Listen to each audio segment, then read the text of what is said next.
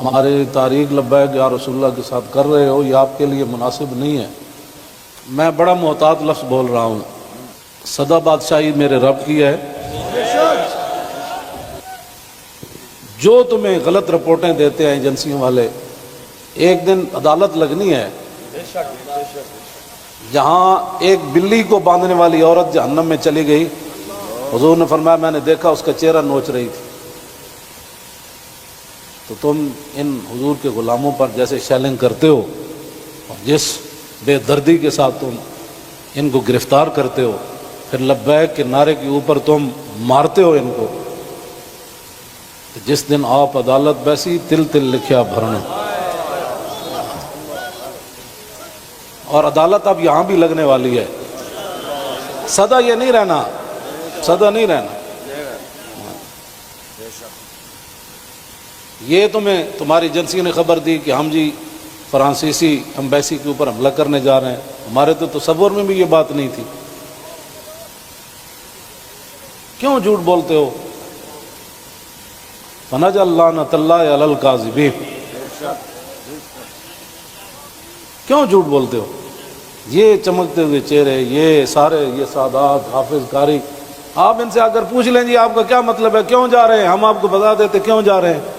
میں نے ادھر بھی وہی تقریر کی، کراچی میں بھی وہی کی۔ چڑھتی ہے جب فقر کی سام پہ تیغ خودی، تو پھر ایک سپاہی کی ضرب کرتی ہے کار سپاہ۔ جن کے تم کہنے پر مسجدوں میں جوتوں سمیت داخل ہوتے ہو،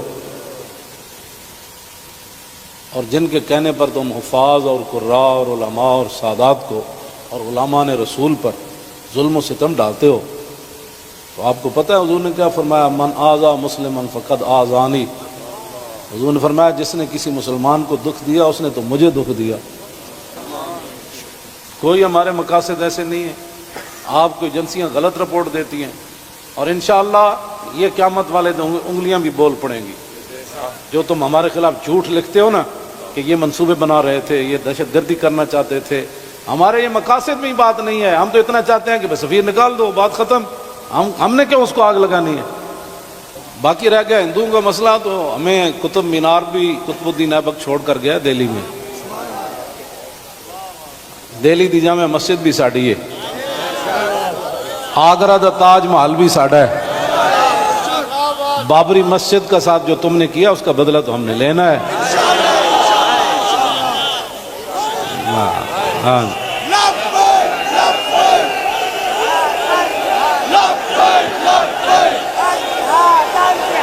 لوگوں کے گھروں میں سیڑھیاں لگا کے داخل ہونا۔ ایک وہاں دروازہ توڑا گیا تو پورا میڈیا چیخا، حجی یہ کیا ہو گیا، کیا ہو گیا؟ تو آپ کو پتہ ہے کتنے مسجدوں کے دروازے انہوں نے توڑے، کتنی مسجدوں میں جمعہ نہیں ہوا، کتنے اماموں کو اٹھا لیا گیا، کتنے خطیبوں کو اٹھا لیا گیا، اس جرم میں کہ لبیک کا نعرہ لگانا ہے۔ یہ تو لگنا ہے